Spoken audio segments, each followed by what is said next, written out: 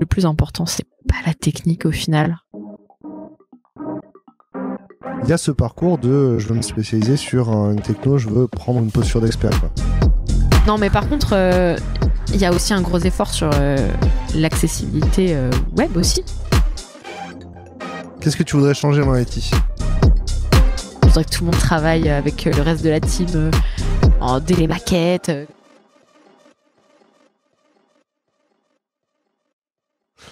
Bonjour et bienvenue. Bonjour Marine. Bonjour Damien. Aujourd'hui, on est à la FUBD et on enregistre le 36e épisode. Et on est complètement dans le hall d'accueil et je suis sûr qu'il y a 3 personnes qui vont venir au milieu de l'interview pour nous demander bonjour. Qu'est-ce que vous foutez ? Qu'est-ce que vous faites ? Pardon, moi je dis beaucoup de gros mots. Je préviens tout de suite en intro, comme ça, si vous voulez censurer le podcast, c'est le moment. Raccrochez tout de suite. Je me demande si c'est gênant ou pas. On a un peu... Oui, bah non, mais tu sais quoi, je mettrai le tag explicite. Comme Eminem, tu sais. Trop bien. Parfait. Explicite, c'est parti. Explicit content. Je l'ai déjà fait une fois sur un épisode un peu au pif. Je me suis dit, tiens, j'ai coché le truc contient des propos choquants. Ah oui, il y avait quelqu'un qui avait dit un truc choquant, effectivement. Et du coup, je lui ai dit, tiens, je vais mettre ton truc en explicite. Et voilà. Oui, si, on mettra le tag explicite. Ah ouais, là, moi, je suis réservé au plus de 18, attention. Cet épisode est un épisode explicite. Voilà. Contient du contenu explicite. Très bien, c'est bien d'avoir averti les gens au début. Voilà. Trigger warning, féminisme, hall de conférence, blague naze et gros mots. Blague naze. Ouais. Ah ben. Ah, blague naze. Attends. J'ai cru que c'était un élogisme. Laisse-moi me chauffer. Ouais, c'est vrai que t'as rigolé à la blague sur les trousses. Ah ouais, mais non, mais moi je ris à tout. T'es prévenu. Du coup, c'est la saison 2 du podcast de We Love Devs. On a fait une enquête, on a envoyé des sondages à plus de 500, il y a plus de 500 développeurs de We Love Devs qui ont répondu à cette enquête parce qu'ils les rendaient heureux dans l'IT. Et maintenant, je conduis des interviews pour aller plus loin au-delà de ça, comprendre ce qui rend vraiment les gens heureux dans l'IT. Notamment, il y a plein de sujets, c'est sur les parcours de carrière, sur les moyens de faire du travail de qualité. Ces sujets-là, en fait, j'ai besoin d'en savoir plus, de poser des questions. Et donc, c'est la 36e interview sur 40. Wow. Bienvenue Marine. Je suis vachement touchée d'être invitée. Merci beaucoup. Dans les sujets qu'on va aborder aujourd'hui, on va parler de la communauté Drupal. Yay. C'est comme ça que j'ai tilté. Et on a noté féminazi. Féminasgule. Ah ouais, attention. Pas les nazis. On est anti-nazis ici, attention. Féminasgule, au moins, tu vois, les méchants, ils sont classe. Ça pète un petit peu, tu vois. Et le pire, c'est qu'en plus... Quitte à se faire insulter, je préfère que ce soit un truc classe, tu vois. On sait pas ce que c'est un Nazgûl. Non, mais pardon, tu ne connais pas le Seigneur des Anneaux? Oui, mais si, mais alors j'ai regardé, mais on ne sait pas c'est quoi la bestiole. Ah, bah c'est ça, c'est justement. Le Nazgûl, le méchant, on voit ce que... Enfin, il a une histoire, c'était les hommes qui ont pris des anneaux, qui ont été corrompus, mais la bestiole sur laquelle il vole n'a aucune background story. Ouais, mais bon... S'il faut même le bac des bestioles, maintenant tu commences à chercher le pire, c'est que même les représentations graphiques de la bestiole sont toutes divergentes et celles qu'on a dans le film Seigneur des Anneaux est pas du tout consensuelle, quoi. Oui, alors moi j'avoue que je ne suis pas une puriste du Seigneur des Anneaux, hein. J'aime bien le bouquin, j'ai lu 2-3 trucs autour et j'ai passé un bon moment devant les films, mais tu vois, j'ai même jamais vu la trilogie des Hobbits, je suis pas non plus la hardcore. Mais je trouve que les Nazgûl, quitte à être traités de méchantes, c'est plutôt badass, donc ouais, voilà. Et ils font flipper. Hein. Ah, ils font flipper et puis ils te voient dans le noir. C'est ça, tu sais pas trop ce qu'il y a dedans, tu vois, c'est juste une idée, plus que c'est un concept, le Nazgûl. C'est vrai que c'est une idéologie, les Nazgûl. Voilà. C'est quoi un ou une dev en 2022, Marine? Ah punaise, je raccroche immédiatement. C'est vraiment la question la plus compliquée, je trouve. Et j'ai réfléchi un petit peu. Et en fait, je pense que c'est quelqu'un qui sait travailler en équipe et qui est curieux et qui a pas peur de faire et de refaire et de défaire. Parce que c'est un peu mon constat après un peu plus de 6 ans de dev. C'est que le plus important, c'est pas la technique au final. Enfin, la technique, elle s'apprend. Et on est dans un créneau, une industrie, comme on dirait en américain, qui est tellement changeante rapidement, même en faisant genre que du PHP et précisément en faisant quasiment que du Drupal depuis le début de ma carrière. Ce que je fais aujourd'hui n'a rien à voir avec ce que je faisais il y a 6 ans quand j'ai commencé. Donc ouais, c'est quelqu'un de curieux qui a pas peur de jeter, de recommencer, même si ça fait mal, on va pas se mentir des fois. et surtout qui peut bosser en équipe. Je crois pas du tout aux devs multitâches. En fait, si t'es dans une entreprise... full stack. Ouais, en fait, si... Alors, je nuance. je pense que si t'es dans une petite agence ou que t'es freelance, indépendant, etc., ça a du sens. Mais sur des projets très exigeants, dès que t'es sur des grands comptes, tu sais, les projets à plusieurs millions, où il y a une équipe de 30 devs à temps plein, etc., tu rentres dans le monde de la spécialisation. Et c'est plus possible d'être full stack, parce que du coup, si tu veux être spécialiste d'un sujet, ben, t'es obligé de creuser, tu fais que ça, en fait. Après, si t'es dans des plus petites structures, ouais, il peut y avoir des profils full stack qui font très bien leur job, parce qu'en fait, ça correspond à la dimension de leur projet et au niveau de spécificité attendue dans chacun des postes. Donc, par exemple, on voit des profils full stack en JavaScript, parce que tu peux faire du Node côté serveur et ton front en JS. Enfin, c'est pas complètement déconnant. Mais je pense que justement, c'est le paysage du monde du dev aujourd'hui est vachement divisé entre des profils plus généralistes qui connaissent un peu tout suffisamment bien pour faire ce dont ils ont besoin, mais qui vont pas être des gros gourous super pointus. Et l'autre team, vraiment avec des profils ultra spécialisés, et où t'as vraiment genre quelqu'un qui connaît un truc très précis. Voilà. C'est intéressant ça, parce que j'ai échangé récemment sur Twitter avec une personne qui cherchait du travail, quelqu'un m'a mentionné et je lui dis bah t'es senior ici, regarde cette annonce là, ils cherchent des gens seniors, le job a l'air hyper idéal. Il me dit ouais mais moi je fais du PHP et cette annonce elle est en Ruby. Et je fais bah ouais mais dans l'annonce ils disent qu'ils s'en foutent que tu fasses du Ruby, ils cherchent quelqu'un de senior avant tout, donc ça marche. Il me dit bah ouais mais je fais du Ruby, si je fais du PHP, si j'arrête de faire du PHP, je perds toute ma valeur, toute mon expertise. Ouais, c'est un peu ça. Parce que il y a ce parcours de je veux me spécialiser sur une techno, je veux prendre une posture d'expert quoi. Voilà, sur le savoir-être et sur toutes les compétences de ce que je disais, de travailler en équipe, sur le fait de collaborer avec les autres équipes, le design, le front, même comme la conf qu'on vient de voir là sur POPM, etc. Tout ça, effectivement, senior, tu régresses pas si tu changes de techno. Par contre, je pense clairement que si tu te spécialises sur une techno, c'est toutes ces petites subtilités qu'il y a que dans ce langage-là ou que dans ce framework-là. Toute ta veille que tu fais, les confs que tu vas avoir, etc. Ça nourrit tout ça. Ça nourrit un peu. Alors évidemment, un design pattern, c'est un design pattern, tu vois. Mais au final, si t'es spécialisé dans une techno, c'est pas pour rien aussi. C'est qu'il y a toujours des trucs un peu différents. Donc je comprends la réaction. Ouais.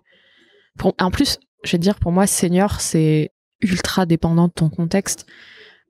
Parce que dans la boîte où j'ai commencé, où j'ai fait mon alternance, parce que moi je suis issue d'une reconversion, on en reparlera après si tu veux, mais j'ai commencé de rien, quoi.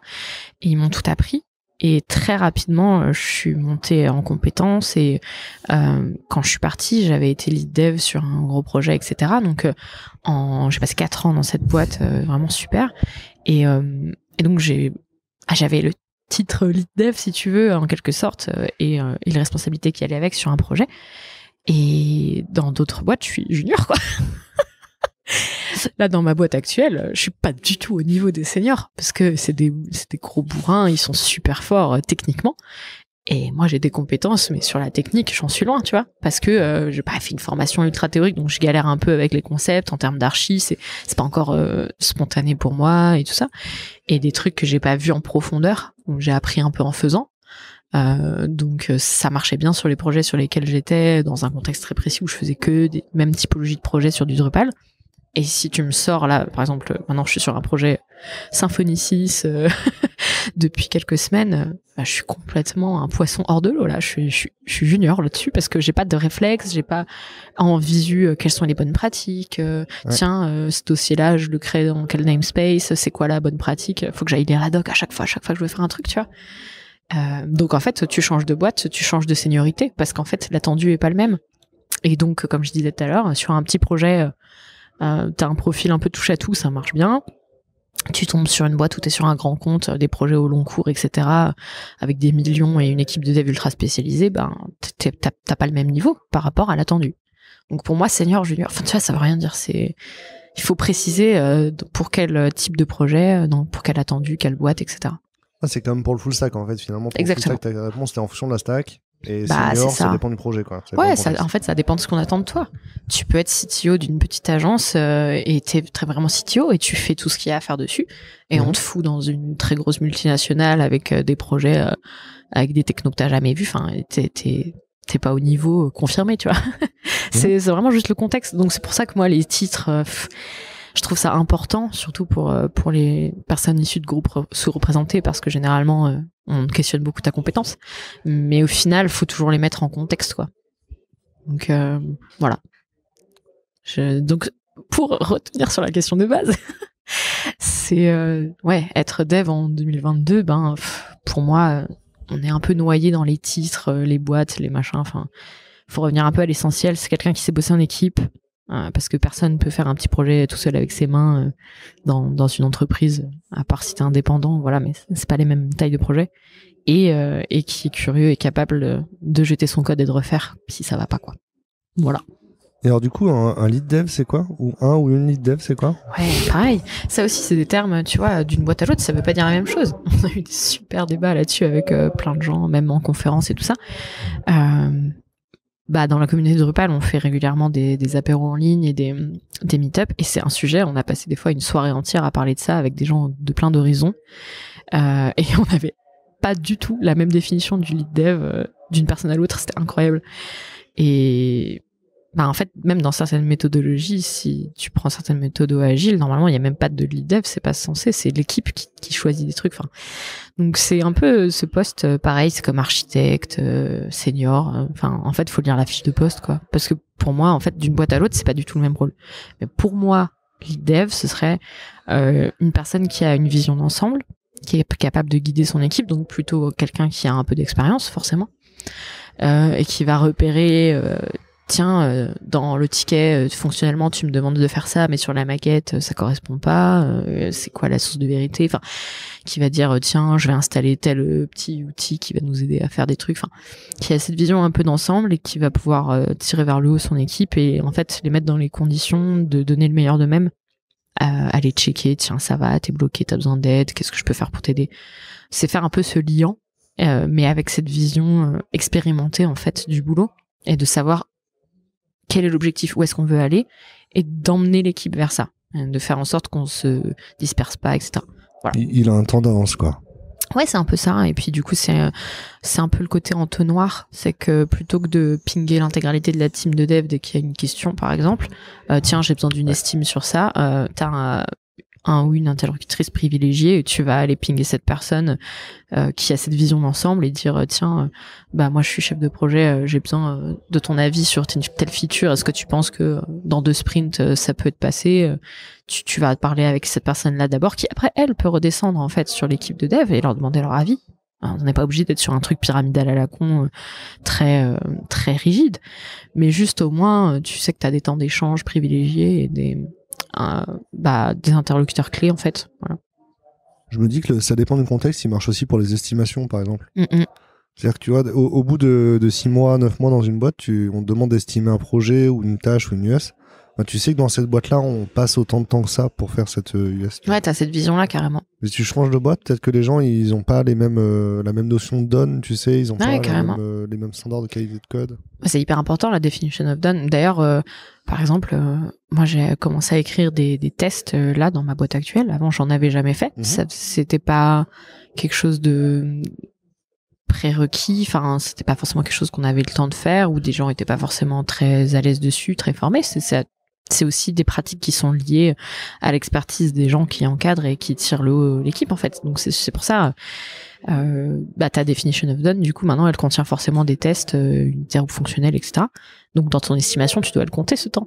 Quelque chose que c'est pas forcément facile à faire dans une autre boîte où c'est pas spontané, c'est pas un attendu, c'est pas c'est pas une pratique habituelle quoi. Donc est-ce que tu as l'impression vu que vous testez, est-ce que tu as l'impression que tu rentres plus souvent dans tes estimations?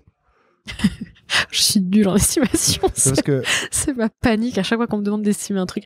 Ah mais là par exemple la semaine dernière, j'ai estimé un truc genre je me disais 1 jour et demi. Je dis pas ça la semaine, tu vois. Donc en fait en plus bon là non, c'est un peu un exemple un peu exagéré parce que du coup comme je te dis, je suis sur une techno que je connais pas du tout. Enfin, j'ai pas de repère. La dernière fois que j'ai fait du Symfony, c'était genre un projet en Symfony 2 quelque chose. Ça, tout à... Enfin, c'est pas... J'avais pas déjà une grosse expertise du framework, donc... Entre-temps, c'est devenu bien Symfony, quoi. Ouais, c'est toujours bien quand tu sais ce que tu fais, en fait. Quand t'as un peu d'aide. Et du coup, là, je me suis dit, pourquoi c'est moi qui ai chiffré ça? Ça n'a aucun sens, je sais pas. Ouais, dans les estimations, je trouve que c'est un des exercices les plus durs dans ma vie quotidienne. Parce que je ne sais pas estimer, je ne les tiens pas. Et c'est un peu la panique à chaque fois. Donc, ouais. T'as mentionné une reconversion. Est-ce qu'il y a un déclencheur particulier pour que tu te reconvertisses? Oui. J'ai eu ma licence d'anglais et je me suis dit, qu'est-ce que je fais maintenant? Ouais. En fait, pendant un temps, je voulais être prof d'anglais. Donc j'ai fait une licence en pas mal de temps parce que je me suis arrêtée pour partir vivre à l'étranger aussi. Enfin, j'ai mis un peu de temps. Et en fait, une fois que je l'ai eu, j'étais là, ouais, mais en fait, j'ai pas envie d'être prof d'anglais. J'étais fatiguée du milieu de l'enseignement déjà. Je me suis dit, j'ai pas le feu sacré. Ça va pas marcher pour moi. Je suis pas assez. Je ne peux pas encaisser et les élèves qui s'en foutent et l'absence totale de soutien de la hiérarchie et le gouvernement qui te tape dessus et les parents qui t'engueulent. Enfin, en fait, c'est juste faut vraiment avoir une vocation, quoi. Et je me suis dit non, moi je pense que ça peut. J'aime bien transmettre, mais je suis un peu une diva. J'ai besoin que le public soit intéressé. Du coup, clairement, je me suis dit là, je pars au casse-pipe si je fais ça. Et donc, j'ai eu ma licence et je me suis dit, qu'est-ce que je peux faire avec ça? Et en fait, il y avait pas grand-chose qui m'enthousiasmait comme débouché. En fait, il y avait beaucoup de trucs très littéraires. Alors moi, ça m'a éclaté. Je me suis éclatée à la fac. Ça m'a trop plu ce que j'ai fait. Je regrette absolument pas. Et ça me sert dans plein de domaines de manière inattendue. Dans le dev, ça me sert en fait. Mais je me suis dit là, si je continue là-dedans, en fait, je vais être malheureuse toute ma vie. Toutes les carrières qui m'intéressaient, c'était des trucs littéraires ultra précaires. Tu sais, j'ai passé un an en me disant tiens, je prépare les concours des écoles de journalisme et tout. Lire l'actu tous les jours, j'ai fini en dépression, j'en pouvais plus. J'étais là au bout de 6 mois, non mais ça va pas marcher. Je vais pas passer le concours. Correspondante à l'étranger. Ouais, voilà, tu sais, j'étais là, mais en plus je faisais un peu de photos. Je me disais photojournaliste, des trucs comme ça. Ça m'intéressait. Mais en fait, je me suis rendu compte que c'était pas pour moi, que j'avais pas déjà j'étais pas assez structurée dans ma manière de travailler pour m'en sortir et que c'était trop dur aussi, je pense. Les sujets qui sont les plus intéressants, c'est aussi, il faut pouvoir les digérer, quoi. Et de lire l'actu tous les jours, franchement, ça me rendait malade, quoi. Parce que j'ai pas de télé depuis que j'ai quitté le domaine familial, parental, donc... Non, ouais, depuis que je suis partie pour mes études, j'ai pas de télé, donc tu vois, c'était trop violent de lire l'actu tous les jours. Ta reconversion, elle s'est bien passée?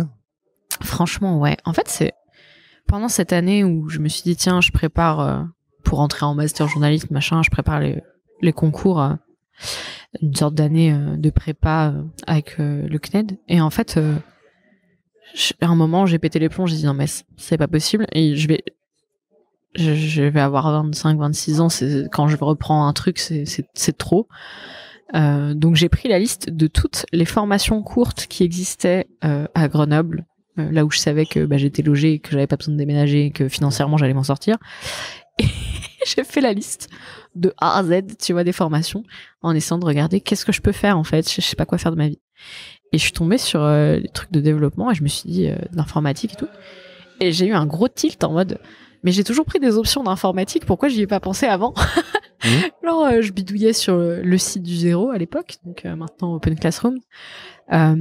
J'avais pris à la fac des options pareilles de web, développement, etc.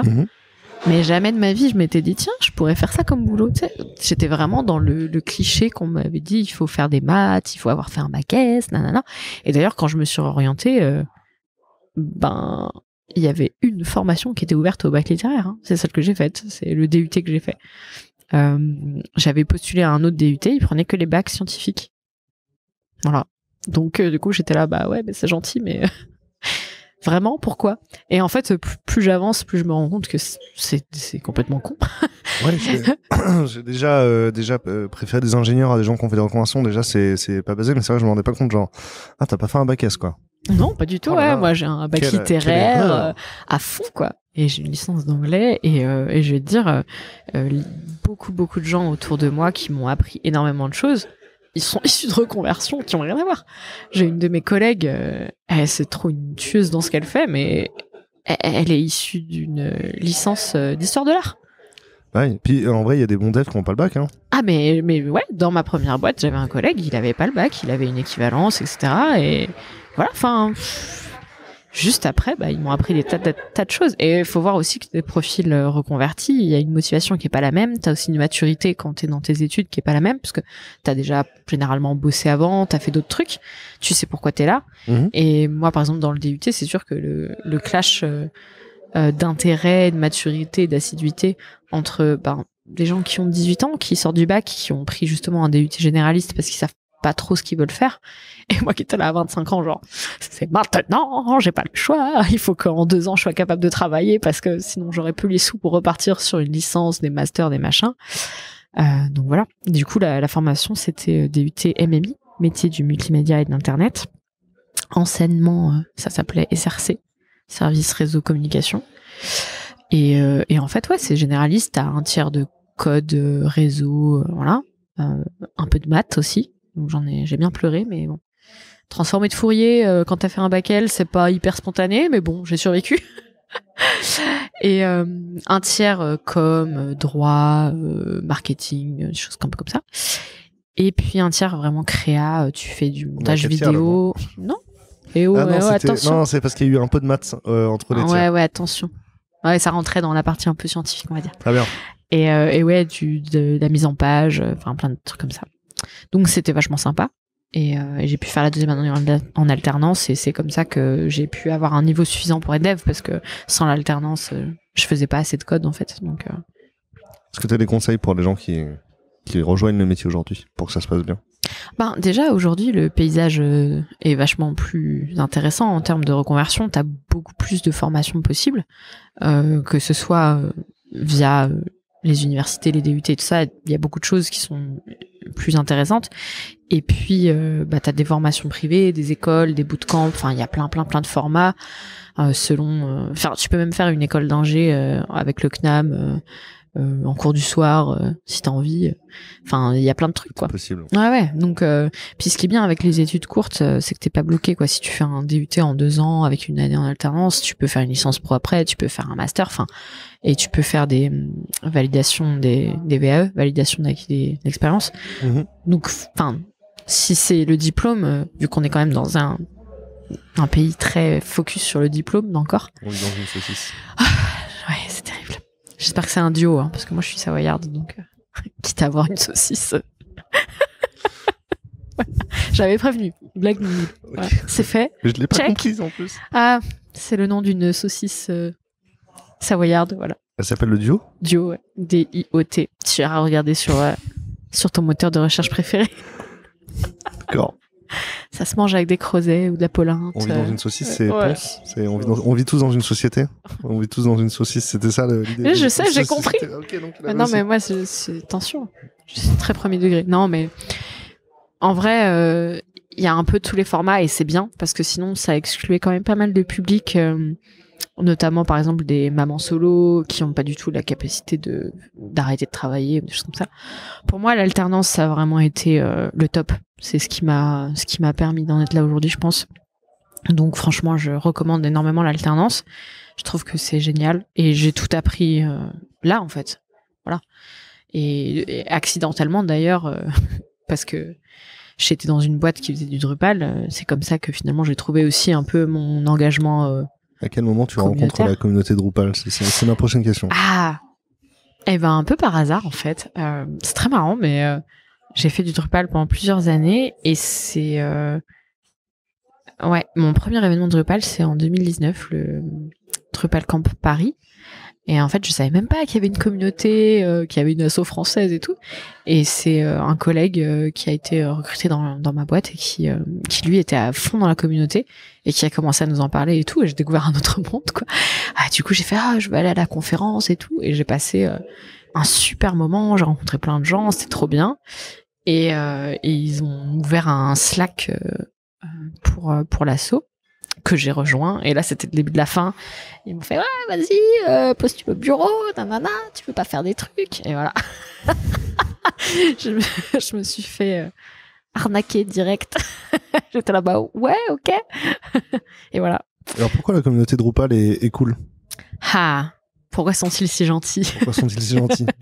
Ouais, en fait, ça m'a fait rire. Mais je me rends compte, c'était la ref à la pub Orangina, je l'ai pas fait exprès. Je te jure, quand j'ai vu passer le truc, tu m'as fait trop rire. J'étais là, pourquoi sont-ils si gentils? C'est énorme comme formulation. Il y a tellement de communautés où il y a du gatekeeping et ils s'en rendent pas compte, tu vois. Je ne dirais rien, mais oui. Pourquoi la communauté Drupal, elle est pas partie dans le mauvais sens, tu vois? Alors, pourquoi? Je sais pas, parce que je suis relativement nouvelle à l'échelle de Drupal, hein, c'est-à-dire que ça fait 21 ans maintenant que Drupal existe et qu'il y a des communautés autour. Donc bon, pourquoi on en est arrivé là, je ne sais pas, mais en tout cas, c'est sûr que c'est une communauté qui a beaucoup gardé les valeurs open source, tu sais. Parce qu'au final, il faut quand même se dire que le concept de l'open source, c'est un gros truc de gauchiste. Hein. C'était les woke de leur époque. Faut remettre quand même un peu dans le truc. C'est très politique. C'est une vision de voir le monde. Donc, en fait, de se dire... gauchiste américain, les libertariens. Ouais, mais n'empêche. C'est juste le concept de dire... Il y a du concept de bien commun. Et juste ça, si tu parles de bien commun, tu parles de société inclusive, parce que le but c'est que si tu veux que ce soit accessible à tout le monde, tu veux que ce soit accessible à tout le monde. Donc juste ce concept-là. Moi, ce que j'aime bien dans Drupal, c'est que effectivement t'as l'association, la Drupal Association au niveau monde en fait, qui gère un peu le truc, et puis après t'as des assos locales qui font un peu aussi animer leur communauté dans leur propre langue et tout ça. Mais ne serait-ce que ça, déjà, il y a un gros enjeu sur la traduction. T'as des équipes qui traduisent volontairement tous les modules, tout le cœur de Drupal pour que ce soit accessible dans ta langue. Donc déjà, juste ça, c'est de l'accessibilité. Déjà de dire, c'est un outil, t'as pas besoin de parler anglais ou de parler la langue du moment pour comprendre ce qui se passe dedans. Le japonais. Par exemple. C'est le cas pour Ruby. Toutes les issues sont en japonais. Ah oui, non, voilà, je connais pas assez bien les kanji pour... je ne ferai pas de Ruby, du coup. Non, mais par contre... Tu peux faire du Ruby sans faire le japonais. Si tu veux contribuer, il faudra apprendre le japonais. Forcément, ça limite un peu. C'est pas Ruby ou c'est Rails? Oh là là, mais je te crois sur parole, tu vois, je suis dans la naïveté totale. Non, mais par contre, il y a aussi un gros effort sur... l'accessibilité web aussi, c'est-à-dire que tu as des vraies équipes d'Access qui travaillent sur l'accessibilité de Drupal en tant qu'outil, donc que tu l'utilises dans le back-office ou en front. Les thèmes là qui sont en train d'être développés, ils sont tout est accessible, testé. J'étais à Gand. Accessibilité web là du coup. Ouais, accessibilité web, ouais. Et en fait, pour moi, ça c'est hyper important aussi. Mais j'étais en Belgique là pour les Drupal Dev Days à Gand. Et en fait, on a eu un speaker qui est malvoyant et qui est venu avec ses machines qu'il utilise pour nous montrer comment il utilise le web. Je veux dire, c'est un spécialiste d'accessibilité web qui est concerné par le truc et qui audite régulièrement des outils Drupal et qui est venu, par exemple, et voilà, il y avait de la contribution qui avait lieu en même temps. Il a été traîné pour tester la nouvelle implémentation de CK Editor, que le WYSIWYG soit accessible. Et il a levé plein de petits trucs. Ça, c'est un travail qui est fait en amont, tu vois. La première fois qu'il y a un auditeur d'accessibilité qui passe sur ton code, c'est impressionnant. Ouais, moi, c'est des sujets qui me parlent beaucoup et je trouve hyper important. Donc, ça, c'est de l'inclusivité. Et puis, ils ont aussi une team diversité et inclusion. Il y a des personnes de tout genre, de toutes origines, qui sont régulièrement élues dans le board de l'Asso Monde, etc. Nous, dans la communauté francophone, c'est un peu comme partout, il y a moins de femmes, hein, c'est sûr, moins de personnes de couleur, moins de personnes queer, enfin tous les groupes sous-représentés dans la communauté de Drupal, on n'est pas plus représentés que dans le reste du dev, hein, c'est pas ça, mais par contre, on fait un effort pour que justement tout le monde se sente à l'aise. Et que ce soit pas du gatekeeping pourri, des repoussoirs. Non, mais c'est vrai. Et, tu vois, dans le bureau, là, donc moi, c'est ma 3e année dans le bureau de l'asso française. Et les premières années, voilà, on était paritaire, moitié-moitié. On avait un peu de la représentation. Et c'est déjà important, en fait. Parce que, en fait, juste le fait que les personnes existent et qu'elles soient visibles, c'est déjà être des rôles modèles malgré elles, tu vois. Juste, tiens, on peut avoir une femme trans dans le bureau d'une asso d'open source et c'est normal. C'est normal. Elle est là et sa place parce qu'elle est super balèze en fait et elle fait plein de trucs pour la communauté, quoi. Tu vois, c'est ça. Et c'est juste, mais du coup, tiens, en fait, oui, ces personnes existent dans nos espaces et pourquoi on les voit jamais? Bah, je sais pas. Arrêtons d'être des connards, peut-être, voyons. Oui, ils étaient là depuis le début. Puis, ils étaient là depuis le début. On les voit pas parce qu'on est trop cons en fait. Ils veulent pas parler avec nous. non, mais. C'est bien pour eux. Non, mais c'est ça. Mais du coup, c'est quoi un rôle modèle? C'est quoi être un rôle modèle aujourd'hui? Ça va recouper un peu d'autres trucs que j'ai déjà dit avant, mais. Est-ce que tu penses être un rôle modèle universaliste ou intersectionnel? Oh là là, tu cherches la marave toi encore. Non, moi je suis plutôt côté intersectionnalité. Donc effectivement, je constate et je lis pas mal de trucs d'analyse sociologique, etc., qui vont dans ce sens-là, que effectivement, si t'es une femme et que t'es noire, déjà tu te prends le sexisme, tu te prends le racisme, et en plus t'as une forme de racisme sexiste particulier qui s'appelle la misogynie noire, qui est en plus, et qu'il y a que toi qui y vis en fait. Et donc ça, je résumé très grossièrement ce que ça veut dire l'intersectionnalité, c'est de reconnaître que il y a des gens qui sont à l'intersection de plusieurs systèmes de discrimination et qui du coup s'en prennent d'autant plus dans la gueule et qu'ils ont une oppression spécifique en fait à leur situation qui se rajoute au reste. Alors du coup un rôle modèle. Et du coup un rôle modèle, en fait comme je disais, c'est quelqu'un qui est visible, quelqu'un qui te ressemble. Donc effectivement, quelqu'un qui te ressemble dans la tech quand t'es pas un barbu. Un barbu blanc, c'est parce qu'on fait des blagues sur les barbus, mais en fait malheureusement c'est un cliché qui a sa source dans quelque chose d'assez tangible, hein. Donc si t'es pas le geek en hoodie avec la barbe, etc. Et voilà, enfin donc t'as un peu moins de représentation. Les gens qui sont mis en avant, t'as des modèles un peu Steve Jobs et puis t'as des modèles un peu Stallman, et entre les deux c'est un peu oui mais le reste. Et donc du coup, comme t'as l'impression que les gens comme toi, ils arrivent jamais jusqu'au top. Je sais que j'ai une barbe, mais j'espère vraiment que Richard Stallman c'est pas mon idole, tiens. Alors, du moins où tu penses pas que mon idole c'est Richard Stallman, quoi. Non, je sais, j'ai vu passer tes tweets. Je te surveille.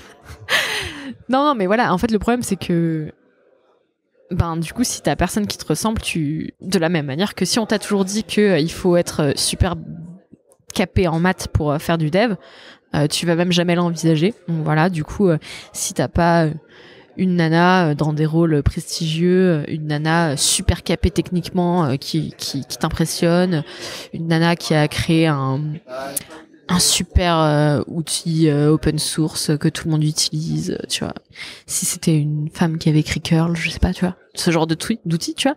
Et en fait, tu deviens un rôle modèle parce qu'on peut s'identifier, voilà, comme là par exemple Barbie vient de sortir un modèle de Barbie avec une prothèse auditive. Mais je pense que pour tous les enfants qui sont sourds, enfin c'est waouh.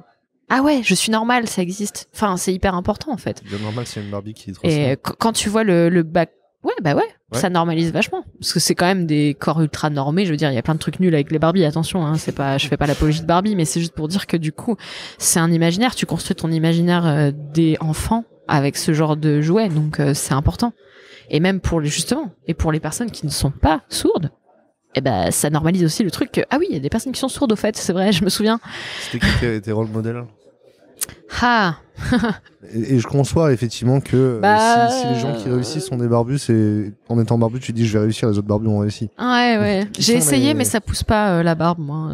J'ai juste la moustache, mais c'est pas. Est-ce que c'est des femmes avec des cheveux colorés qui t'ont inspiré? Ah oui, voilà, les féministes à cheveux bleus, au secours. Non, j'étais pas. non, mais en fait, on rentre dans l'autre. Mais attends, on rentre sur un autre cliché. Voilà, les femmes dans la tech, c'est des féministes à cheveux bleus énervés. C'est aussi un cliché qu'on te renvoie.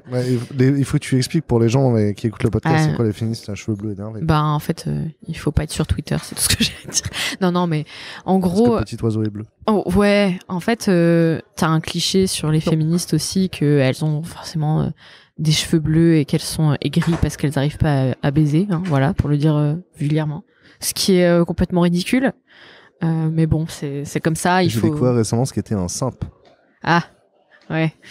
On va pas commencer à faire de la terminologie. Qu'est-ce qu'il dit, monsieur là Oui, bah tu vas vite te faire insulter de chevalier blanc aussi si tu oses dire que peut-être on pourrait traiter les femmes comme des humains parce que après tout, pourquoi pas Il paraît que c'est un peu la même espèce. La dernière fois qu'on me l'a dit, c'est parce que je disais que c'était pas normal qu'il y ait trop de prud'hommes dans la même boîte. Et Damien, arrête de faire le chevalier blanc, occupe-toi de ce qui te regarde. Ok. Oui, bon. Ouais, je passe sur ces sujets parce que je trouve ça un peu ridicule. C'est juste du backlash parce que ils sentent bien que leur petit entre-soi est en train de voler en éclats. C'est un peu ridicule. Mais du coup, pour les rôles modèles, effectivement, parce que c'est terrible. Hein, mais on pourrait parler 14 heures, on va encore dériver. Mais, juste le fait d'exister, d'être visible dans un espace où personne comme toi est visible, ça fait de toi un rôle modèle, que tu le veuilles ou non. Moi on m'a déjà dit mais t'es un rôle modèle et j'étais là what mais attends, j'ai rien demandé et puis en plus je suis personne, enfin je suis clairement pas une gourou du code, je vais rien t'apprendre, mais en fait si, parce que juste le fait d'exister et d'avoir une voix et de pas s'excuser d'être là en fait, tu normalises le fait que oui il y a des femmes dans la tech, etc. Et tu mets ça sur n'importe quel groupe se représenter, ce sera vrai. Et du coup faut juste pas tomber dans l'excès inverse de dire tu deviens un token, tu sais, c'est genre, ouais. Oh, regardez, on a une femme, regardez, c'est notre femme, elle est là, regardez, regardez, on en a une. Et du coup, comment tu fais le distinguo, le discernement, parce que quand la communauté Drupal te dit trop bien que tu sois là, faut que tu sois présidente, machin, enfin, faut que tu viennes dans le bureau et ensuite t'es président. Comment toi, du point de vue de Marine, tu fais le discernement entre là, je suis en train de m'engager, je suis pas en train de me faire tokeniser, quoi. En fait, je pense que tu sens très vite les intentions derrière. Généralement, tu te fais tokeniser plutôt sur du professionnel, sur des boîtes qui veulent faire leur com avec toi ou des sujets comme ça, même des confs par exemple. Alors, regardez, on a des femmes et tout. Quand tu sais que t'es invité juste parce que t'es une femme, là déjà c'est un peu un problème, quoi. Donc c'est un peu nul parce que tu te dis ouais mais en fait d'accord, mais j'ai pas envie d'être toujours invité pour parler du fait que je suis une femme en fait. Parce que je fais le même travail que vous, donc j'ai des trucs liés à mon travail à partager aussi. Donc c'est un peu, je pense que la différence c'est juste qu'est-ce que toi t'as envie de faire. Si tu veux venir parler tech et qu'on te recale toujours en te disant tu veux pas venir parler de la femme, qu'est-ce que c'est être une femme dans la tech, si on te fait des interviews et qu'on te pose toujours cette question, t'es là au bout d'un moment, mais est-ce que tu poses la question aux hommes, enfin c'est bon, lâche-moi. Je suis venue pour parler tech, voilà. Après si c'est un combat et en fait t'es un peu obligé. Des fois, t'es un peu obligé de dire ouais, je vais être obligé d'en parler parce qu'en fait, il faut qu'on en parle. Donc, si c'est un combat qui t'anime, c'est pas du tout la même chose non plus, tu vois. Ça devient militant pour certains de mes invités ne parlent pas de ce sujet-là et ça devient militant. Ouais. Je connais des nanas, donc dans l'assaut Duchesse France, on est des women in tech. Duchesse aussi. Ouais. On est partout. Mais oui, du coup, on se soutient entre femmes dans la tech. Et du coup, par exemple, je sais que c'est un débat intéressant qu'on a déjà eu, où on rigole sur le fait que ta première conf, c'est toujours qu'est-ce que c'est qu'être une femme dans la tech. C'est mon cas. Hein. La première conf que j'ai donnée à la FUP des Lyon, c'était je ne connais aucune autre femme qui fait du PHP, au secours. Et c'était vrai, tu vois. Mais du coup, j'ai plus envie de parler de ça parce que j'en ai marre, en fait. Au bout d'un moment, j'ai fait. Non, puis surtout, j'ai fait le tour du sujet, quoi. Au bout d'un moment, tu vois, moi, je suis bien placée pour savoir quelles sont les problématiques. C'est bon, je vis le truc. Donc, chacun a son tour de s'emparer du sujet. Mais surtout, je connais des nanas qui mettent un point d'honneur à ne faire jamais aucune conf, aucune interview qui parle de ça. Parce qu'elles sont là. Moi, en fait, je suis développeuse. C'est mon travail. C'est ma légitimité dans la communauté et donc je viens parler en tant que spécialiste technique. J'en ai rien à péter d'être une femme dans la tech. En fait, le fait de ne pas en parler, ça normalise le fait que je suis là pour ma compétence. D'ailleurs, c'est deux approches, quoi. Et donc voilà, enfin, il n'y a pas de bonne ou de mauvaise réponse. Tu t'adresses pas au même public. Et je pense que de la même manière que tu as besoin de gens qui font de la pédagogie, tu as besoin aussi de gens qui sont radicaux et qui vont faire bouger les lignes de manière plus frontale. Et t'as besoin des deux parce que ça ne reste pas au même public en fait. Bon, du coup, dans tes rôles modèles, c'est les gens normaux. Mais bien sûr. Juste s'ils sont là, quoi. Mais d'ailleurs, c'est là une super pression. Là, je parle parce que de moi, ce que je connais, mais d'être une femme dans la tech, c'est toujours tu représentes les femmes dans la tech. Donc si t'es nul, par exemple, j'ai déjà vu, ah ouais, mais elle est nulle, les femmes, elles savent pas coder. Mais combien de mecs médiocres t'as croisé dans ta carrière de dev? Oui. Plein. Mais tu te dis pas, tous les mecs savent pas coder. Parce qu'en fait, comme c'est la majorité, c'est les mecs, bah voilà. Et donc du coup, ça veut dire que t'as pas le droit à l'erreur. Et il y a beaucoup de femmes qui sont hyper stressées constamment parce que du coup, elles savent que tout est scruté et qu'elles représentent plus qu'elles-mêmes parce que elles représentent un groupe entier. Et c'est déjà ce que te diront n'importe quelle aussi personne, par exemple des personnes noires, qui vont dire voilà, s'il y a une personne noire qui se comporte mal, on te dit ah oui, ou par exemple les musulmans, ah vous vous solidarisez des terroristes machin, et tu dis mais quel rapport putain, c'est pas les mêmes, c'est un autre humain en fait. Et du coup, si on devait faire ça pour tout, ce serait ridicule. Mais dès que t'es un groupe sous-représenté dans un peu importe le contexte, on attend de toi que tu représentes l'intégralité de ton groupe, alors que toi t'as pas demandé à être là en fait. Tu veux juste vivre ta petite carrière, avoir le droit des fois d'être nulle, avoir le droit d'être débutante, enfin et aussi avoir le droit de juste pas être la méga gourou technicienne de la mort qui tue, qui va être influenceuse sur les nouvelles techno.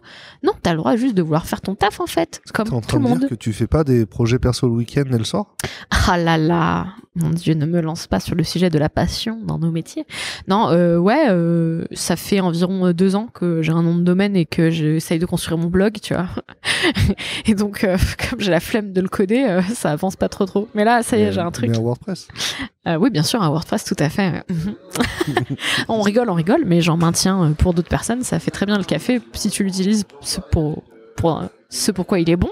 Et no shame, il y a WordPress.com, c'est un WordPress derrière. Ouais, non mais on fait souvent cette guéguerre, tu sais, c'est comme Vim et Nano, WordPress et Drupal, bah ça dépend de ton usage en fait, j'en ai rien à péter. Enfin, tu vois, si tu me fais faire du Drupal sur un projet où ça a pas lieu d'être, c'est ridicule. Là, par exemple, le projet sur lequel je bosse, à la base, ça avait été pensé pour être un Drupal et on s'est dit mais en fait par rapport à vos besoins, ça a aucun sens. On va faire du Symfony et on fait du Symfony, tu vois.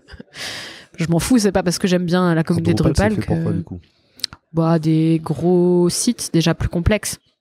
Si t'as besoin de grosses gestions de permissions, de pouvoir créer plein de types de contenus, des affichages un peu avancés, pouvoir faire des trucs un peu costauds, ou même pour le SEO, il y a pas mal de trucs déjà inclus dans Drupal. C'est un CMS avant tout, quoi. Ouais, en fait, alors, pareil, c'est un débat, ça peut être considéré comme un CMS ou un CMF, donc framework, Content Management Framework. Ça dépend comment tu l'utilises. Mais oui, en gros, ça reste le but, c'est de faire du contenu. Si tu fais pas du contenu et de la gestion de contenu avec plein de rôles différents, plein de gens dans ton back office, est-ce que tu as vraiment besoin de Drupal? La question se pose, tu vois. Mais tu peux très bien faire du blog, tu peux faire la démo qui est installée de base dans les profils que tu peux tester de Drupal, c'est Umami, c'est un site de magazine de cuisine, tu vois, une recette de cuisine. Voilà. Moi, les projets sur lesquels j'ai bossé, c'est des sites associatifs, par exemple les banques alimentaires, la SNSM, les sauveteurs en mer, des gros sites comme ça qui ont des besoins, par exemple d'usine à site. Donc tu as un site institutionnel et puis après tu as un site par branche, parce que par exemple les banques alimentaires, ils ont des banques alimentaires dans toutes les régions, etc. Donc ils ont chacun leur mini-site. Donc pour les usines à sites, c'est super intéressant. Voilà, c'est des gros sites comme ça, ou alors des sites gouvernementaux t'as beaucoup de sites du gouvernement français qui sont sur du Drupal, t'as les sites canadiens, américains qui sont beaucoup sur du Drupal. Ça s'y prête bien. Et voilà. Bon, comme d'habitude, c'est un outil, quoi. Si c'est le bon outil pour ton besoin, faut y aller, sinon ça sert à rien. Je vais pas faire du Drupal parce que c'est moi la présidente de l'asso, on s'en fout, quoi, tu vois, ça veut rien dire. J'avais oublié, en fait. Ouais, bah en fait ils m'ont eu, tu vois, ils m'ont dit ah vas-y et tout, et je leur avais dit ouais mais en fait j'ai pas le temps, là on verra dans 2 ans. Putain, 2 ans après je suis vraiment présidente de l'asso. Ah, ça fait quoi une présidente de l'asso Drupal? Bah comme n'importe qui est dans l'associatif, tu fais beaucoup de trucs ingrats qui se voient pas, et puis voilà, tu représentes les trucs, si jamais tu dépenses les sous n'importe comment, bah ils peuvent porter plainte, et puis voilà, c'est super. Non, bah en fait, on est une petite asso, en fait, c'est ça qu'il faut voir. Hein. On est. Vous avez pas de salariés, tu risques pas d'aller. Oula, non, on n'est pas la FUP, non, c'est sûr. J'aime beaucoup la FUP, ils font plein de trucs trop bien, ça m'inspire carrément. Mais on est très très loin, tu vois. La FUP, ils disaient ce matin, ils sont environ 600 membres. Nous, on est environ 33 membres, dont des entreprises. Et c'est vrai qu'avec le Covid, on fait pas trop d'événements. On n'est pas en capacité d'organiser un événement annuel, etc. Donc voilà. C'est beaucoup plus petit, mais par contre, notre Slack est hyper actif. Il y a plein de gens qui posent des questions, d'autres gens qui répondent, c'est cool, quoi. Donc, il y a plus que 33 membres sur le Slack. Ouais, je pense on est dans les 800 inscrits. Après, il n'y a pas tout le monde qui se connecte tout le temps, mais t'as une bonne centaine de personnes qui est là très régulièrement, ouais. Donc, ouais, non, une communauté active. Après, t'as pas besoin d'être membre. Encore une fois, l'asso, elle est là pour aider, faciliter, organiser un peu des meet-ups, des événements, et puis aider les gens. Tu sais, par exemple, quand il y avait des meet-ups en personne, t'as la responsabilité civile de l'asso, des trucs comme ça. Enfin, tu vois, on est là pour faciliter, mais t'as pas besoin d'être membre de l'asso pour faire des événements Drupal. Enfin, genre, on est personne, quoi. On est là pour aider. C'est pas la police. T'es obligé de passer par nous. Donc, il y a plein de gens qui font leur truc aussi, qui ont pas besoin d'être membres payants. C'est juste pour soutenir, comme d'habitude, hein. Tu sais, dans l'associatif, on est dans de l'open source. On s'en fout que les gens payent, en fait. C'est pas le but. C'est juste pour aider à faire fonctionner le truc, tu vois. Qu'est-ce qui a changé en 6 ans de ta vie dans la tech? Waouh. Bah, moult. En dehors du fait que le Duchesse soit passé en non mixte. Ouais, c'est vrai, gros changement. Qu'est-ce qui a changé? Ben, déjà, j'ai des gens qui me suivent sur Twitter, je sais pas pourquoi, et puis il y a des mecs qui m'invitent à parler à des podcasts. Je sais pas, 800 quelque chose. Félicitations. Ouais. Je sais pas pourquoi vous êtes là, mais merci, c'est gentil. Je tweete rien en plus. On est là que pour la vie. Je pense. Non. Ma bio est parfaite, je suis désolée. Ouais, non, mais elle est parfaite. Non, mais c'est parfait. Bah ouais, c'est ça, je me retrouve visible dans la tech, alors que, encore une fois, je suis une dev extrêmement lambda, hein. C'est pas moi qui vais être prescriptrice de trucs de tech super avancés, clairement pas. En plus, ça m'intéresse pas, j'ai pas envie d'être une bourrine du code. En fait, c'est juste pas ma personnalité, je suis quelqu'un qui s'intéresse à plein de trucs, donc... Du coup, t'as envie de faire quoi comme carrière? Je pense que je suis bien dans un plus petit contexte. Je pense que les grands comptes, c'est très intéressant techniquement et j'apprends, mais alors plein de trucs. Je suis pas sûre que j'ai envie de faire ça toute ma vie. Je préfère les projets que je faisais au début dans ma petite boîte où on faisait que de l'associatif ou du public. Les projets derrière, il y a des valeurs et du sens qui te parlent. Du coup, tu codes aussi, mais tu sais pourquoi tu codes. Enfin, c'est important pour moi pourquoi on fait les choses, tu vois. Je bosserai jamais sur un site d'armement ou des trucs comme ça. C'est juste non. Non, je te filerai pas ma compétence pour ce genre de trucs, quoi. Donc ouais, j'ai envie de retourner sur des projets un peu avec plus de valeur, un peu plus militant. Ouais, non mais tu vois, après c'est pas une question juste d'entreprise. Il peut y avoir aussi des entreprises qui font pas ça actuellement et qui, via leur travail RSE, commencent à se poser un peu des questions de leur positionnement, de qu'est-ce qu'ils font dans l'écosystème, qu'est-ce qu'ils apportent. Donc je pense que tu peux avoir des gros projets, même sur des trucs éthiques, mais c'est juste que, on va pas se mentir, ceux qui ont la thune pour faire des gros projets, c'est rarement les associations ou les trucs, les ONG, des trucs comme ça. Bon, voilà. Donc ouais, c'est sûr que si tu veux faire des trucs techniquement intéressants, super pointus, tu vas plus aller sur des sites de banque ou je sais pas trop quoi, des trucs comme ça. Moi, la prochaine étape dans ta carrière, c'est pas de devenir tech lead ou lead dev alors? Pourquoi pas, mais si ça m'intéresse, j'aime bien organiser des trucs et tout. J'ai une sensibilité à ça, et même dans les équipes et tout ça. Pour l'instant, je m'en sens pas capable. Je pense que j'ai pas assez de recul technique. Je pense que c'est un poste où c'est important d'avoir quand même une vision globale, tu sais, quand tu fais des choix techniques, des orientations, tu sais pourquoi tu les fais. Je pense que j'en suis pas là. Tellement de choses à savoir, mais j'ai l'impression que je sais rien du tout. Déjà ça, bon, normal. Mais ouais, j'ai pas envie de prendre ce genre de responsabilité. Je m'en sens pas les épaules pour l'instant, donc ça me va pour l'instant d'être en apprentissage moi-même sur mon craft en fait, et plus tard on verra. Ouais, ça a du sens. C'est les speakers, les partenaires qui commencent à prendre la parole. Il va falloir qu'on aille manger, c'est terrible. Qu'est-ce que tu voudrais changer dans l'IT? Haha, plus d'inclusivité. Non, mais sérieusement, moi, les trucs qui me bottent bien, par exemple, c'est la qualité web. Tu pourrais répondre aussi plus de types en PHP. Hein. Ouais, mais plus de types en PHP, c'est déjà là, c'est bon. T'as vu la conf sur 8.1, là, c'est bon. J'ai rien compris. Oh non, c'est vrai? Bah ouais. Attends, en fait, j'ai raté le début, je suis arrivé, il disait worm. Genre... Ah oui, non, mais là, forcément... Non, c'était super intéressant. Mais en vrai, clairement, moi j'aime bien l'évolution de PHP en ce moment. Je trouve que c'est super intéressant. En plus, là, en niveau qualité de code, j'apprends plein de trucs. Oui, non, mais t'inquiète, je reviens. Donc, moi, ce que je veux dans la tech, c'est pas plus de tech. Je m'en fous de la tech. La tech, elle évolue de toute façon, qu'on le veuille ou non, et on peut participer au changement dans un sens ou dans l'autre. Mais franchement, moi, c'est pas ma bataille. Hein. Je m'en fous que les annotations, elles soient avec des dièses ou des arrobas ou machin, les attributs, machin. Ça, vraiment, j'en ai rien à secouer, tu vois. Ils choisissent les gens qui s'y connaissent et que ça intéresse, et après quand c'est dans le langage, moi je l'utiliserai, tu vois, je m'en fous. Par contre, sur comment on fait la tech, pourquoi, etc., ça m'intéresse vachement plus. J'aimerais que tout le monde soit certifié Opquast, qui connaissent un peu la qualité web.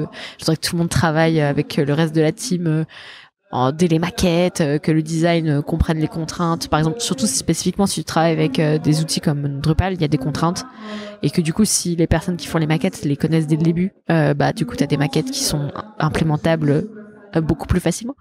Que les backs parlent avec les fronts, enfin, tu vois. Un monde où on connaîtrait un peu les métiers les uns des autres et on s'intéresserait à ce qu'ils font, et on serait pas là genre l'HTML c'est pas un langage de programmation. Ouais, mais t'as très très peu de devs PHP qui sont capables de te pondre un HTML sémantique de qualité, donc rigolons. Qui disent ça, du HTML, il faudrait qu'ils voient le VHDL. Non, mais c'est surtout qu'on s'en fout que ce soit un vrai langage de programmation. En attendant, c'est le langage que tu dois connaître parce que ton navigateur, il connaît que ça. Donc, si t'es pas foutu de faire autre chose que des divs, laisse faire les experts, hein, et des gens qui s'y connaissent vraiment en HTML, CSS, il y en a pas tant que ça. On est en train de rentrer dans la lasagne. Ouais, c'est ça. Mais non, mais franchement, si on pouvait déjà vraiment plus d'inclusivité, plus de communication dans les différents corps de métier. De l'empathie. Ouais, j'ai l'impression que tu me parles beaucoup de gens qui se comprennent les uns les autres. Bah ouais, mais la communication, c'est le nerf de la guerre. Hein. Enfin, à tous les niveaux. Hein. J'ai l'impression que si Drive, c'est aussi le fait qu'il y ait des humains qui utilisent le logiciel. Bah évidemment. Moi, ce qui m'intéresse, c'est que à la fin, les personnes qui utilisent le truc, ils soient contentes, tu vois. Par exemple, dans Drupal, je m'en fous de faire du code super pointu. La plupart des projets où j'ai bossé, c'était je vais coder un truc pour que dans l'interface, ils aient une jolie case à cocher qu'ils peuvent faire facilement les utilisateurs finaux pour que ça fasse ce qu'ils veulent, etc. Et je leur simplifie la vie, en fait. Et quand je vois que le truc est trop compliqué, je fais mais attends, si on fait comme ça, pour l'utilisateur, il a plus qu'un 8 étapes, c'est vachement plus qu'un. Enfin, tu vois, ça m'anime. Si ton site il est super calé techniquement, mais qu'à la fin personne n'a envie de s'en servir, je vois pas l'intérêt, tu vois. Donc oui, et j'ai envie que. C'est peut-être pour ça que tu fais pas le blog. Hein. Ouais, non, il faudrait que j'ai des trucs intéressants à raconter. Non, mais en vrai, tant que tu l'as pas fait, tu sais pas. Non, mais si, là il fonctionne. Il fait un petit site statique de toute beauté. Maintenant, il faut que je l'alimente.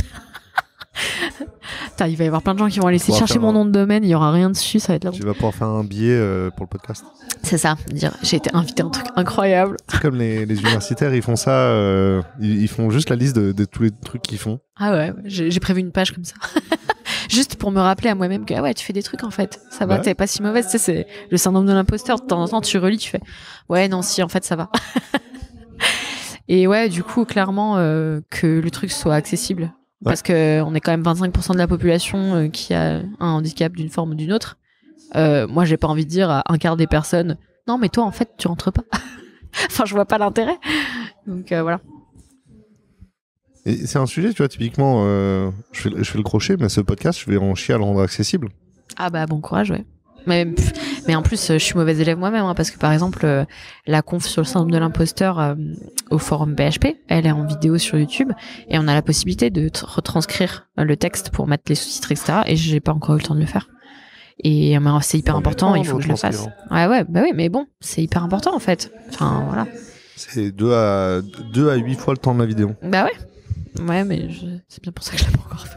Non, mais par contre, c'est vraiment important, et je pense que c'est juste le fait que la FUP y pense et te le dise. Déjà, tu vois, c'est tellement important. Des gens qui n'y penseraient même pas, ils savent même pas quelles sont les contraintes. Donc, si on était tous un peu, tous et toutes sensibilisés aux contraintes des autres, ça serait vachement mieux pour designer des trucs accessibles, quoi. Donc voilà. Il a dit quelque chose qui m'a étonné. Ah. Tu devras écouter le replay.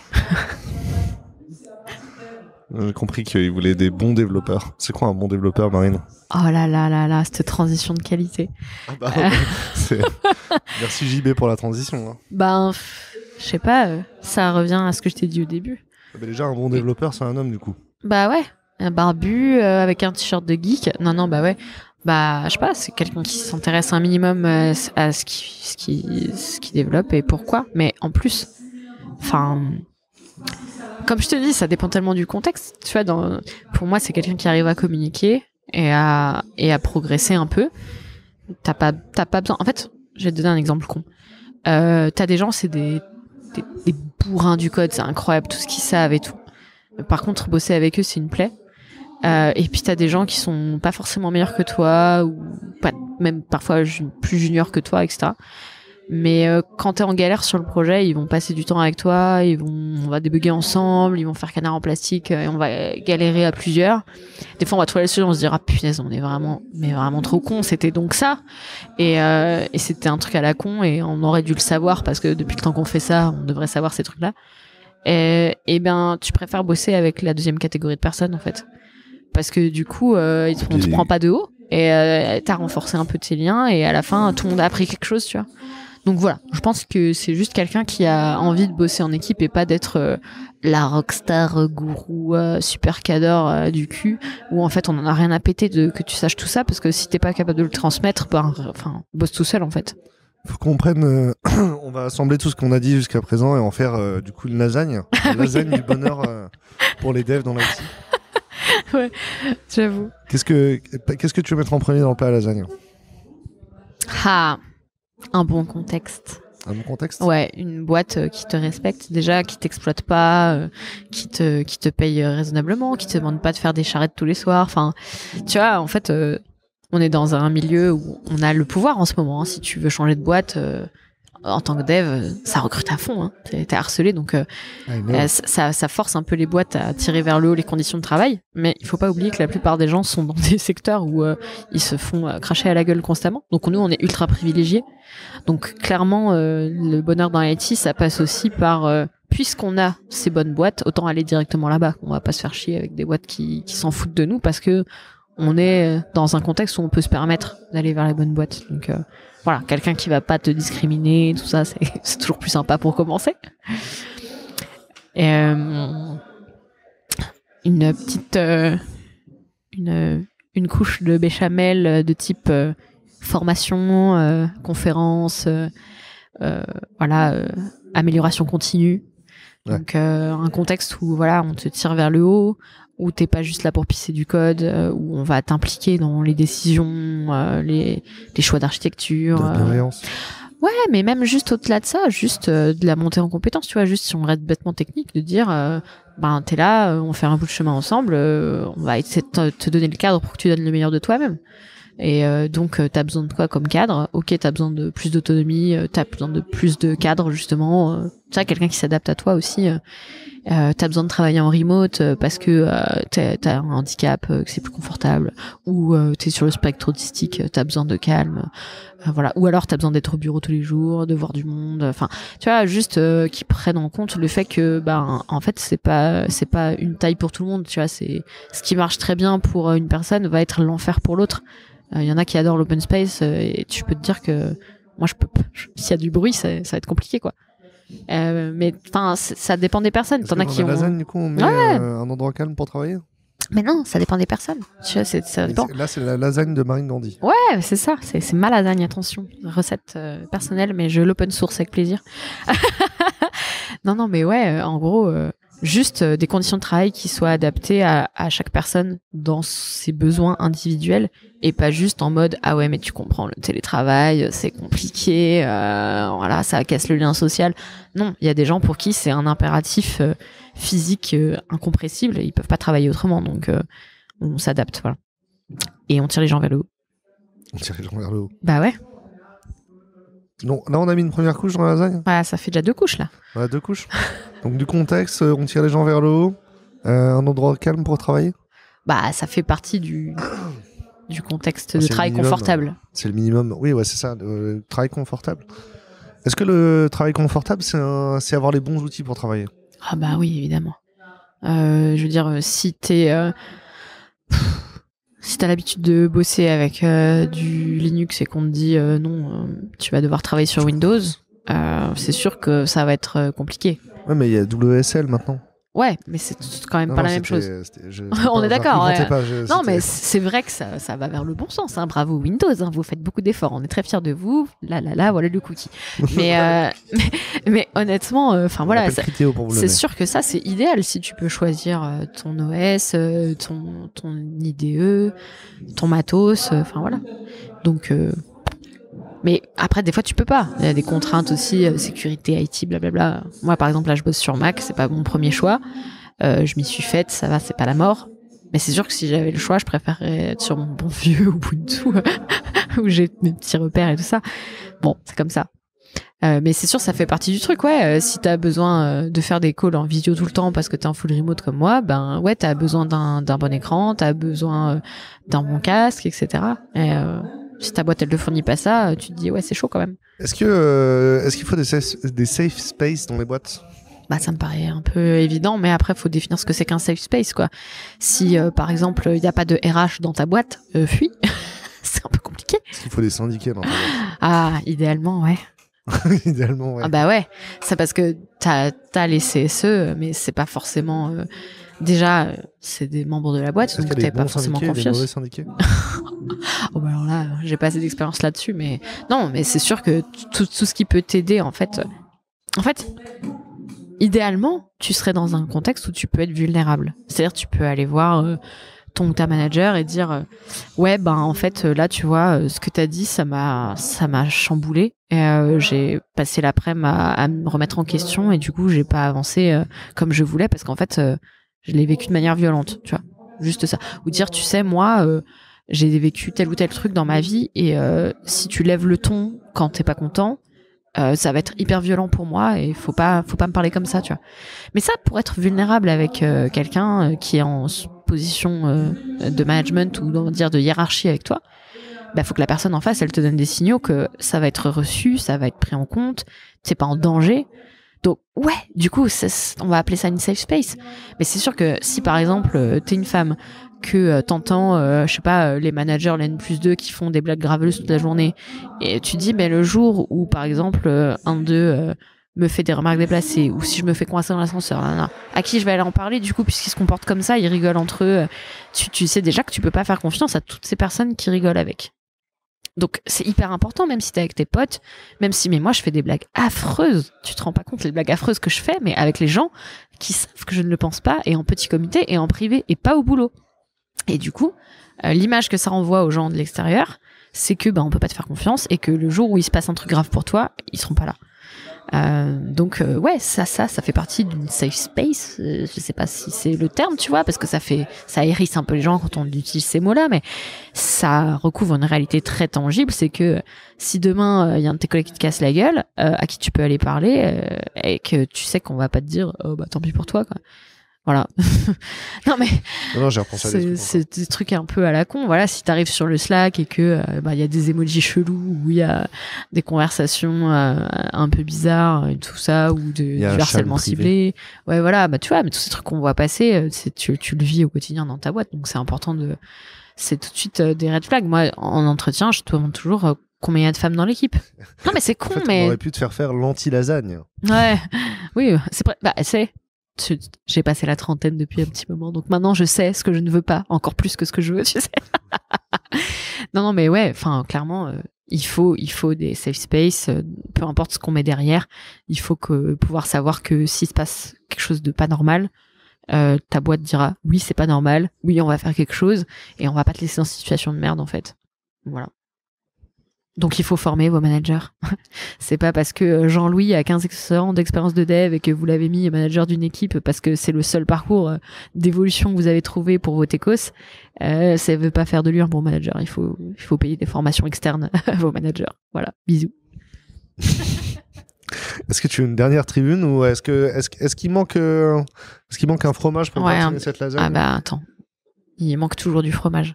Toujours du fromage. Enfin, tu parles de savoyarde, je rappelle, attention. T'as essayé le Welsh vu que t'es à Lille? Alors, j'ai mangé un Welsh végétarien délicieux hier soir. Merci à l'affût pour les recommandations. Yeah. C'était trop bien. Ouais, un petit peu la possibilité de t'investir. Tu sais, si t'as des idées pour améliorer les choses, on te dit pas non, c'est pas ton rôle. Parce que c'est pas toi qui a telle position. On te dit ah ouais, t'as des idées, vas-y, je te mets en contact avec machin qui s'en occupe. Et ah ouais, tu veux améliorer ça et tout. Parce que en fait, si tu peux pas t'investir dans ta boîte et dans ton métier et dans l'amélioration continue, si tu dis tiens, j'ai envie de rajouter un outil sur la pipeline, comme ça on a plus besoin de se faire chier avec les dépendances machin, et qu'on te dit ouais non, c'est pas toi de faire ça, ou ouais, et puis il se passe jamais rien. Bah t'es démotivé et tu vas plus t'investir. Et en fait, au bout d'un moment, en fait, quelqu'un qui en a rien à faire de ce qu'il fait, bah c'est ton pire cauchemar dans ta boîte. Hein. Et donc du coup, faut pas péter l'enthousiasme des gens. Et même si ça te remet en cause, même si ça te challenge tes valeurs, même si c'est difficile, laisser les gens s'exprimer, quoi. Peu importe. T'as des c'est pas des devs qui ont des sensibilités managériales ou quoi, bah creuse le truc, ça va t'aider, tu vois. Juste voilà, laissez les gens s'investir dans vos boîtes s'ils ont envie de prendre des parts, s'ils ont envie de s'investir dans le RSE et faut pas cloisonner les trucs. Ouais, c'est ça. C'est vraiment le moment où je me suis le plus épanouie dans mon boulot, c'est quand j'ai pu creuser des intérêts annexes et pas être obligé de rester dans de la tech, tu vois, et de pouvoir dire ouais mais ça m'intéresse de mettre ce projet en place et tout ça en interne. Tu as des mad skills. Ça te parle les mad skills dans la vie RH? Non. En fait, c'est justement, tu vois, ces compétences qui n'ont rien à voir avec ton job. Ah oui, d'accord, ok. Mais en fait, quand tu peux l'utiliser dans le cadre de ton travail, t'es content. Carrément. Ben, ouais, moi, par exemple, j'adore organiser des trucs. Dans ma première boîte où j'étais donc du coup dans les bureaux, parce que là, je bosse en full remote maintenant, donc c'est un peu plus compliqué, mais j'avais aidé à organiser le fait que chaque personne reçoive une petite carte de la boîte pour son anniversaire. C'est con, hein, mais c'est débile. Juste le tri des déchets. Enfin, tu sais, des trucs pour la vie du bureau. Organiser un super rébus pour une chasse aux œufs pour Pâques. Bah ouais, mais tout le monde est trop content de trouver son petit Kinder, tu vois, au bureau. C'est con, hein, mais tout le monde s'est bien marré. Faire des crêpes pour la Chandeleur. Ouais. Je suis arrivée avec mes 2 litres de pâte à crêpes dans des bouteilles et puis la machine et on faisait les crêpes et bam, tout le monde est trop content, quoi. Tu vois, la bouffe, ça, en vrai. Ah bah attends, c'est fédérateur. Hein. Non mais voilà, mais du coup, quand tu fais le truc, c'est... Si on ferait des lasagnes au bureau, tu vois, je viens de me poser la question. Ouais, faut un peu d'équipement là, mais par contre, tu vois, tu dis, ok, bah t'apportes de la bouffe, tu te poses 2 minutes la question de qui est allergique à quoi, qui peut manger quoi, voilà. J'ai un collègue, il aime pas les tomates. C'est pas du tout instinctif pour la plupart des gens. Et moi, si j'apporte le petit-déj, j'avais une collègue qui était... elle pouvait pas consommer de gluten, c'était très violent pour elle. J'avais pris des petits gâteaux sans gluten dans un truc spécialisé pour qu'elle ait son petit déj aussi. En fait, elle était même pas venue au petit déj parce que d'habitude il y a jamais rien pour elle. J'étais allée la voir, je t'avais pris des petits gâteaux. Elle était choquée. Ah ouais, t'y as pensé, mais personne. Alors que c'est un truc, tu peux pas ne pas le savoir puisque tu manges avec elle tous les jours. Elle est obligée de faire sa bouffe à part et tout. Enfin, tu vois, juste de penser à ça, c'est voilà. C'est cool. Est-ce que tu veux un mot de la fin, une tribune? J'ai presque envie de dire, mais vous allez vous aimer les uns les autres, bordel. Jésus 2, le retour. Ouais, c'est ça, le retour de la force. Non, en plus, ces trucs religieux, ça me saoule. T'as pas besoin d'avoir une religion pour te dire comment bien te comporter. Pose-toi la question juste, mais voilà. Si on essayait juste de comprendre un peu les contraintes des autres, on se rendrait compte que leurs demandes, elles sont pas si farfelues, en fait. Voilà. C'est de l'empathie encore. Ouais, bah ouais. C'est fou, hein. Ces mots qui veulent dire tant et rien à la fois. Non, j'en ai marre d'entendre parler de bienveillance partout, souvent de la part d'entreprises qui font juste leur beurre dessus ou de gens qui sont pas du tout bienveillants. Donc c'est pour ça que j'utilise pas certains mots parce que j'ai pas envie qu'on me dise c'est cliché et tout. Je préfère parler de ce que ça veut vraiment dire, tu vois. Donc oui, de l'empathie évidemment. Mais c'est juste ne fais pas aux autres ce que tu veux pas qu'on te fasse, quoi. C'est juste de la synthèse de ton propos pour que ce soit plus facile à retenir aux auditeurs. Toi t'es le MC, tu fais ton job. Mais... C'est mon job. Moi je suis la rebelle qui vient t'emmerder, tu vois. Pas de souci. Avec des gros mots que tu vas devoir biper et tout. Non, on va les laisser. Par contre, j'ai réencadré le explicit pour j'en ai rien à secouer. Là, je l'ai réencadré le explicit, c'est sûr. On sera explicite sur celui-ci. Ok. Bravo. Je suis réservé aux adultes. Méfiez-vous. Il faut être prêt. Je suis réservé aux adultes. Je ne ferai pas de blagues, mais voilà. Ok. Vous êtes prévenus. Merci beaucoup aux auditeurs aussi qui ont écouté jusqu'ici. Vous êtes bien courageux. On a 1:18, on va faire le montage. Et j'espère que tu crois qu'ils nous ont gardé à manger ou pas? Bah j'espère, sinon on ira se battre, c'est pas grave. N'hésitez pas à poster des commentaires sur YouTube. J'inciterai Marine à y répondre. Ok, mais alors ça doit être des bons commentaires. non, mais éventuellement, les commentaires, les commentaires qui ne sont pas appropriés seront effectivement modérés. Oui.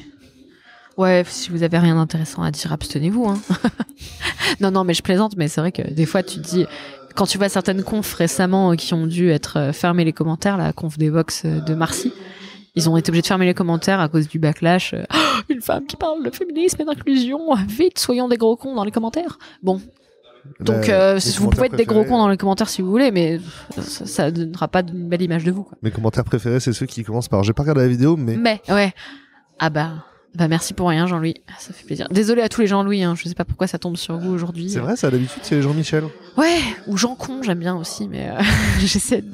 En fait, tu vois, j'essayais d'être moins vulgaire, mais non, le naturel est... Je pense que c'est parce que d'habitude, c'est les Jean-Michel PHP, et là, ici, on est une asso PHP, donc on peut pas laisser les Jean-Michel. C'est vraiment un sketch de qualité, c'est Jean-Michel à moitié, là, mais... on aime bien aussi dans le métal les gens vikings aussi. Enfin, ça marche bien avec Jean n'importe quoi derrière. Donc pardon aux gens, on vous aime quand même. Même les gens qui s'appellent juste Jean, quoi. Ouais. Merci beaucoup. C'était Salut. cool. Bravo. Bravo. Je sais pas s'il faut me féliciter.